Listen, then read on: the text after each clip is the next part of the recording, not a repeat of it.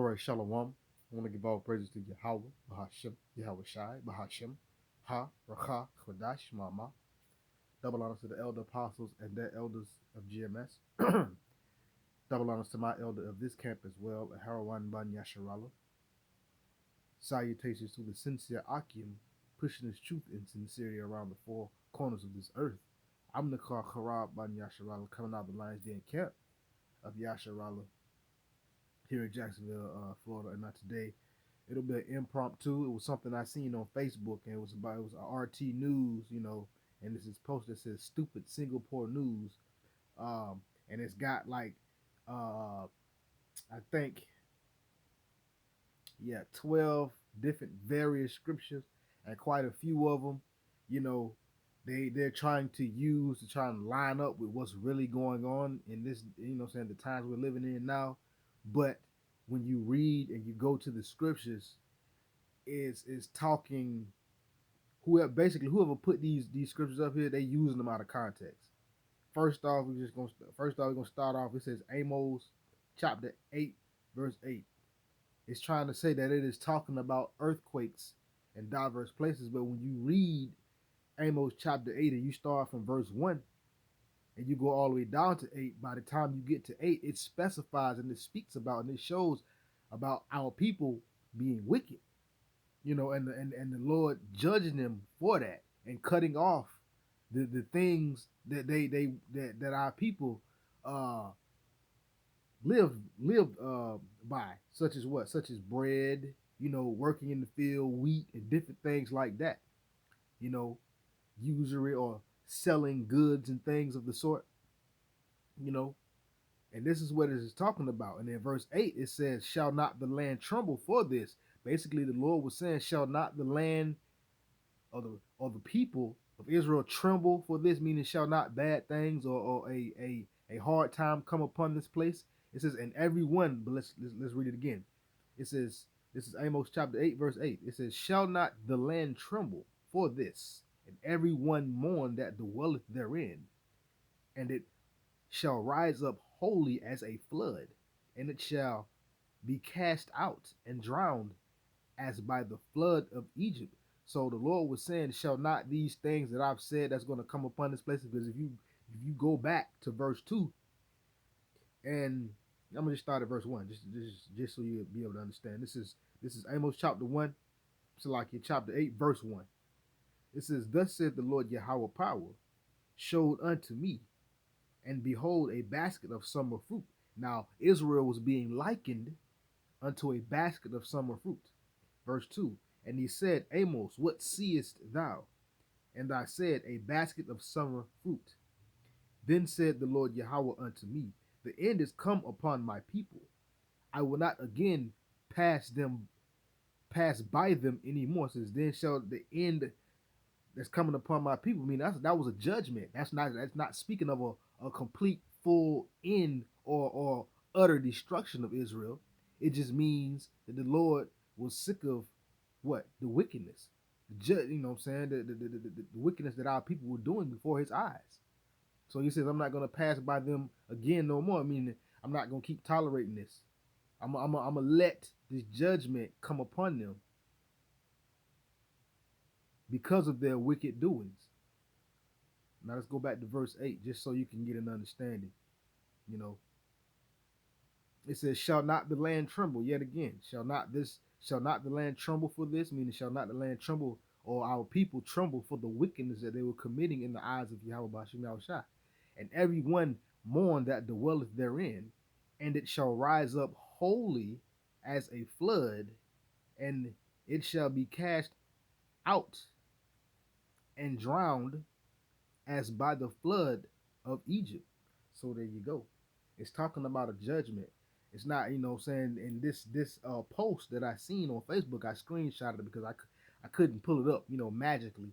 But it's saying that the earth will shake, trying to use it as a prophecy. Yeah, they're going to be earthquakes in diverse places, but Amos 8 and 8 is not that particular precept and or scripture to speak about the earth shaking. You want to go to places like Revelations and Revelation, so like you, and Jeremiah and various scriptures. Between Isaiah, Ezekiel, and all this, you want to know like what it's gonna mean when the earth reeled to and fro. That's talking about the great destruction of Babylon. But right now, this is talking about the judgment of our people at this moment in time. And then they take, you know, and they take it, then they jump down number two.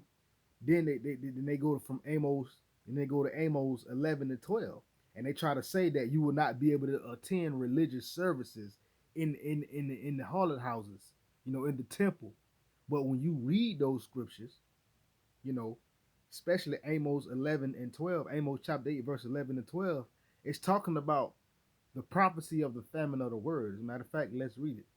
This is Amos chapter 8, verse 11. It says, "Behold, the days come, saith the Lord Yahweh, that I will send a famine in the land, not a famine of bread, nor a thirst for water, but of hearing the word of the Lord Yahweh Bahashim Yahweh Shai."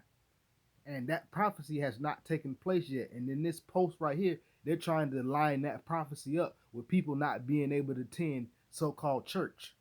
So they're not able to hear the word. But according to the scriptures, the men of the Lord of Yahweh Bahashim Yahweh Shai are out on the highways and the byways. So this word, is truth, is still coming forth. But one day, the Lord is going to send that famine. And it's not going to be a famine of bread or nor of water, but it's going to be a famine of hearing the words of Yahweh Bahashim Yahweh Shai. And it's going to get to a point to where the men are not going to be out there preaching. The prophets are not going to be out there preaching, and people are going to wander from sea to sea in verse 12. And it says, "And they shall wander from sea to sea, and from north even to the east. They shall run to and fro to seek the word of Yahweh, the word of the Lord Yahweh, and shall not be able to find it." So it's going to get to a point where people are going to start running around looking for the prophets because they want to hear the word. They want to hear the truth. They want to hear the prophecies. They want to hear the words of Yahweh Bahashim Yahweh Shai. But when the word was available, they didn't turn. So that's what it's talking about. Then you have number 3. It says marriages without celebration. Now let's go there. They have Jeremiah chapter 16 verse 9. So let's go there.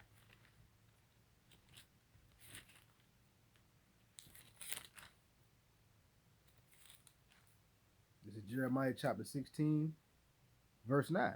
Now, if you pay attention and you read it, sometimes it's good to read the I don't know what that word. It's a word I was just thinking about, but sometimes you read I'm gonna just say the preface of what they have before you actually start reading the chapter. It's like written right above the scripture, like right under the the chapter and the number. If you got a 1611, it'll be in Roman numerals, but it's got the little words that let you know, that kind of give you somewhat of a breakdown of the scripture. But let's continue.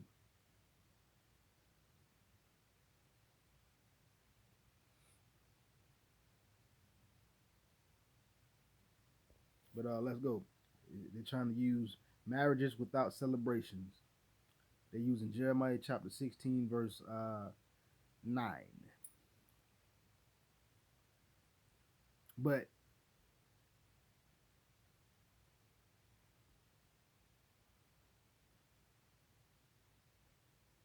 all right, okay. Just reading just to make sure. It says, "For thus saith the Lord Yahweh of hosts, the God of Israel, behold, I will cause to cease out of this place in your eyes and in your days the voice of mirth and the voice of gladness, the voice of the bridegroom and the voice of the bride." It's not talking about marriages, it's talking about the Lord destroying the mirth in the land, getting rid of all the happy-go-lucky times, and that's what's going on right now, you know. But they're trying to say that, marriage without celebrations, marriages will be without celebration. People are still getting married right now, and they're having total celebrations right now, partying, having a good time. So what this is talking about, you might as well say this is talking about the mirth, you know, the good times being quieted down, being the Lord taking the mirth out of the land, you know, causing all these things to happen, you know.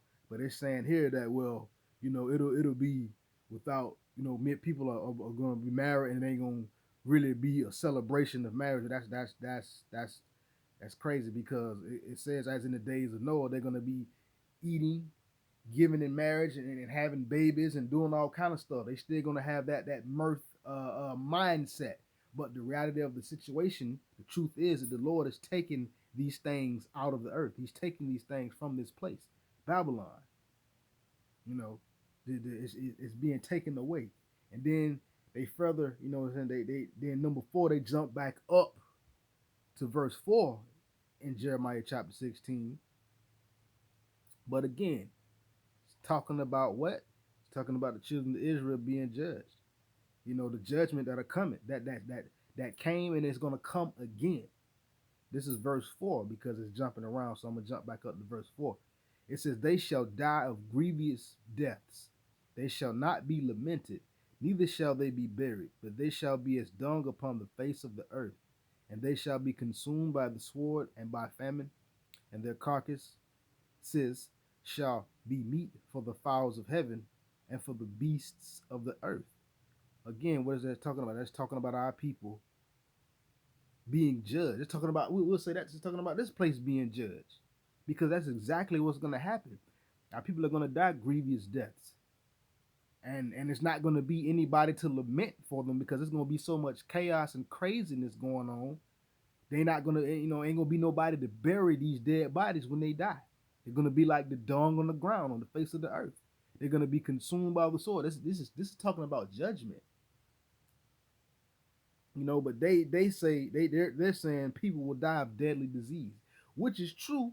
Pestilences will come to this place, and that's going to be a big portion of it too, as well as the judgment that comes to this place. But it's ultimately talking about the destruction.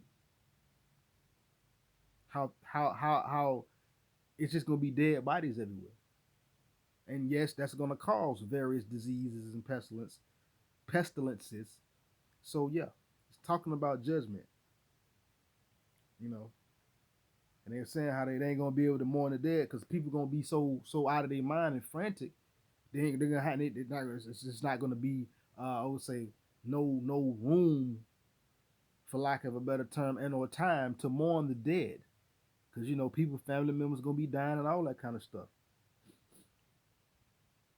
It's also saying in verse 5, you know you ain't gonna be able to attend funerals and stuff like that. Let somebody die right now, as a family member die right now. Guess what? You're gonna attend the funeral.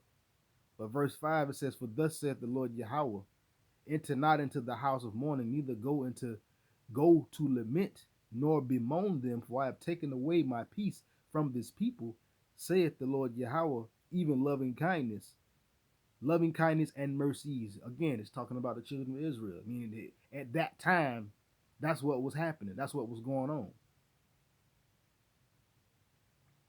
But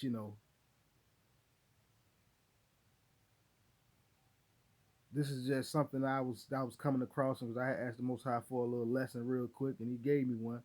So yeah, you know.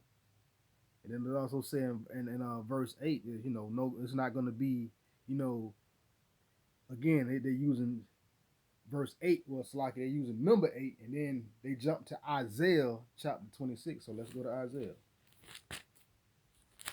We kind of jump around, they throwing scriptures, but it's just nonetheless. I seen it, and there's got to be a correction issued, just so it won't confuse people, because this will mislead somebody that may be actually thirsty for the truth, or think they know what's going on, but they still need some clarification. So this is Isaiah chapter 26, verse 20. It says, "Come, my people, into thy chambers, and shut the doors about thee. Hide thyself as if it were a little moment, until the indignation overpass." Now, the way they got it here, it's saying, "Come, my people, into your chambers," but according to the scriptures, it's, "Come, my people, into my chambers." This is talking about the chariots when they get taken up, and they don't suffer the destruction that's coming to this place. That's what verse 20 is talking about. Meaning basically, come up hither into the destruction that's past, and then it'll be I forgot the word. we'll say then the elect will come back down after the indignation has passed. That's what it's talking about. But here it's saying enter in, shut your doors, hide yourself for a little while till the fury pass away. Stay away from social gatherings. You see how they trying to throw that in there? They trying to throw that hook in there, what I'm saying, in reference to the what. But according to the scripture, according to Isaiah 26:20, it's talking about the elect going up into the chariots and watching the destruction of Babylon, i.e. America. That's what it's talking about. It's not talking about staying away from public places and social gatherings. It's not talking about that. See, they're trying to be slick and incorporate foolishness in with the scriptures. You can't do that. So again, Jeremiah chapter 26, verse 20, is talking about when the 144,000 and the hopeful elect get taken up into the chariots so that they won't have no part or take part in this destruction.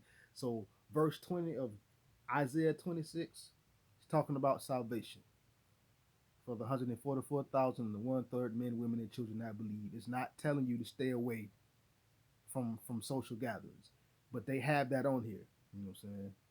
But let's continue. Let's go to Isaiah chapter 2 because they went to Isaiah chapter 2, verse 11. Again, okay, this is Isaiah chapter 2, verse 11. It says, the lofty looks of man shall be humbled, and the haughtiness of men shall be bowed down, and the Lord Yahweh shall be exalted in that day. Again, this is talking about destruction.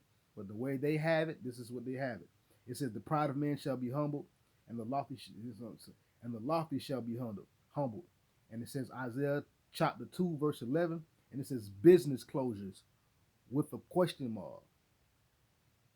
That's this Isaiah 11, chapter 2, verse 11 is talking about the pride of man, the lofty looks being brought down, the coming of Hamashiach, the lofty, the prideful Esau, 2/3 of our people, these other nations, being brought down during the coming of Yahweh Shai, because that's going to be a humbling time for those that are proud, and it's also going to be a destructive time for those that are being wicked and have been living contrary to the scriptures. Does not mean business closures. Esau is using his mandates and his policies and stuff like that, and using the business to put that stuff forward, even though when you go down the law, a lot of that crap that they're doing is unlawful. But according to the scriptures, it's talking about the prideful being humbled, not the closing of businesses, because a business can close at any moment, and people will still keep going on and continue being proud, just like they're doing right now.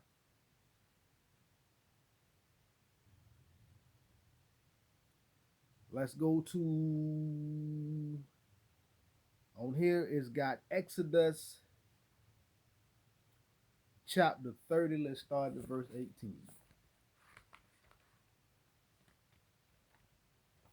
There we go.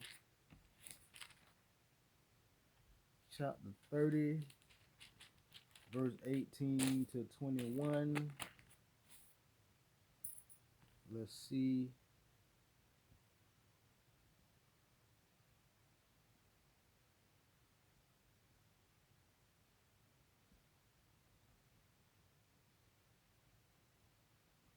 Well, with this right here, Exodus is talking about the building of an altar. The what it says, the brazen.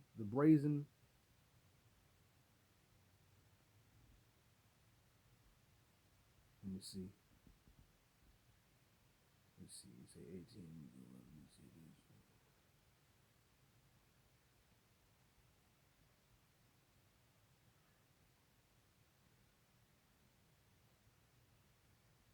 Yeah, this is just talking about the children of Israel building an altar and doing according to Yahweh Shem Shai. How to give, how like it says, like let's go up a little bit. Like it says, everyone that passeth among them are numbered from 20 years. Let's see, you got to go all the way up. Yeah, see, it's talking about building an altar. And the Lord is telling them how to build this altar.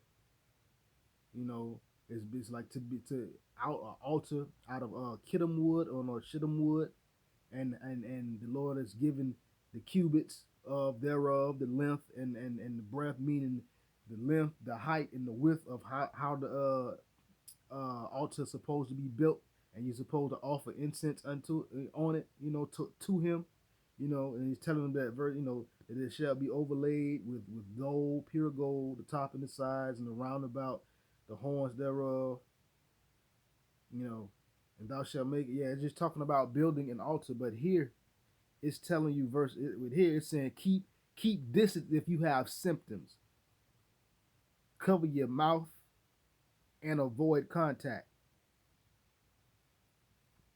Oh, Salaki. That's verse that's number 10 that they got. Number 10. And they go from 18 all the way to 21. But it's just talking about the brazen altar and how it was supposed to be had built and according to how the Lord told them to build it. And yeah, that's all it's saying. Yeah. So they messed up on that one too. You know what I'm saying? But they saying sanitize.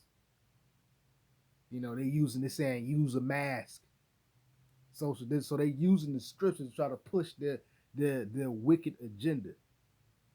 But that's what Exodus chapter 30 is talking about. It's talking about altar and how the Lord was instructing Israel how to build the altar and what to offer on the altar. And what to give. If you further read, from start at verse 1 of Exodus chapter 30 and just read down, and it'll tell you, to show you what's going on. So, they're trying to say that, use that to wash and sanitize. They're trying to be slick, but it's talking about building an altar. Now, number 11, it says keep distance if you have, symptoms. Well, let's go to Leviticus, because they're trying to be slick with this right here. Have symptoms, cover your mouth, and avoid contact. And they're using Leviticus 13. But Leviticus 13 is talking about leprosy among the children of Israel.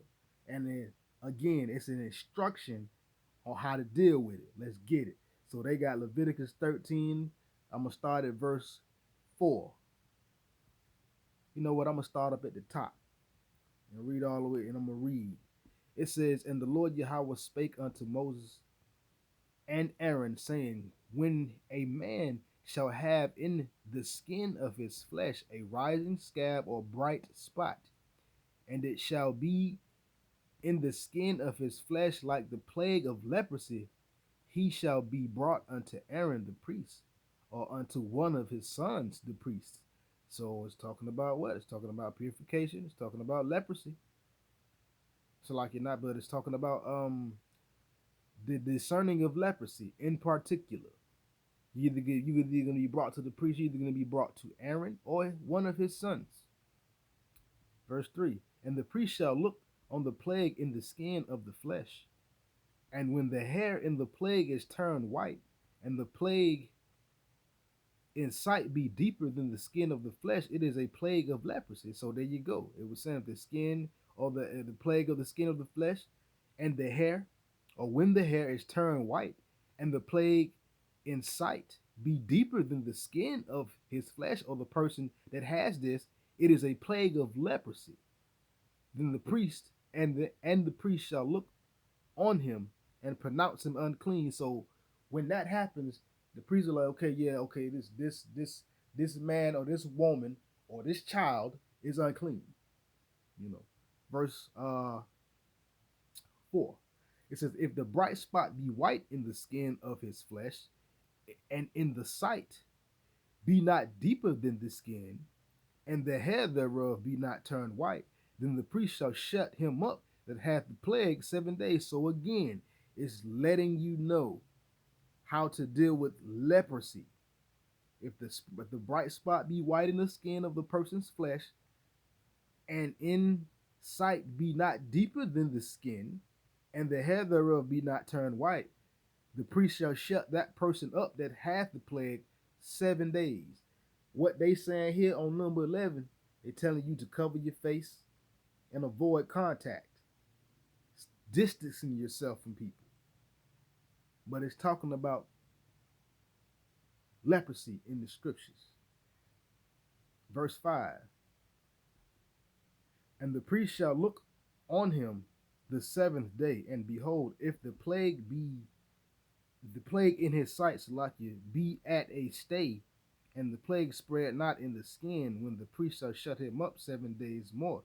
So the priest is going to go and look upon this man on the 7th day to behold, or to look, or to see if the plague on this man and or this woman, you know what I'm saying, if it be at a stay, and the plague don't spread any further on the skin of this person, then the priest shall shut him up 7 more days. So again, basically the priest got to go in and check.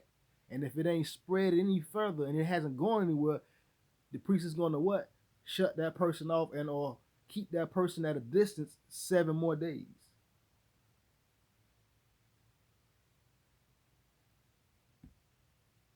Verse 7. Salakia.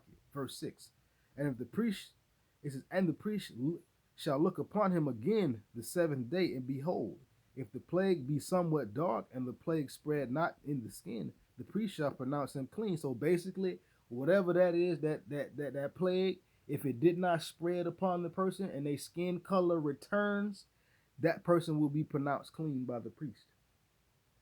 But if it's a scab, so if it's a sore or a scab, that person got to wash their clothes to be clean. But if the scab spread, verse 7, abroad in the skin after he hath been seen of the priest for his cleansing, he shall be seen of the priest again. So if whatever happens spread, whatever this skin, I'm gonna say skin mishap because I forgot the word I was going to say. But after that, if that person's cleansing, that person shall again see the priest. And if the priest behold that the scab spreadeth in the skin, verse 8, then the priest shall pronounce him unclean. It is a leprosy. So leprosy is a plague. It is a disease. But here, they're trying to use it to say, keep your distance. But in the scriptures, it's talking about a plague, which is the plague of leprosy. Last point, number 12. It says, whoever is sick should stay inside their tent for 7 to 14 days. Then they got Leviticus. Well, I ain't got to read because I already read it. Leviticus, and they got back at Leviticus chapter 13, verses 4 and 5, but it was one more I missed. They went to 46 on number 11. See, they're trying to see these. They're trying to use the scripture. They're trying to be slick. It says, all the days there wherein the plague shall be in him, he shall be defiled. He is unclean. He shall dwell alone without the camp. Shall his habitation be? It's just talking about if the plague of leprosy does not go anywhere, that man or that woman or those people shall dwell by themselves outside of the camp, outside of the main stay of people. And it's talking about it, and it's talking to the children of Israel because this is the law. This is the law. This is Levitical law. This is the instructions of how to deal with things. But they're trying to be slick and use the scriptures to try and push their whack agenda. But again, you got to be careful because they're trying to use the scriptures and they got it cleverly disguised as Bible prophecies. So you got to be careful. Never ever trust your enemy. Esau ain't as slick as he thought he was. And with that, shalom.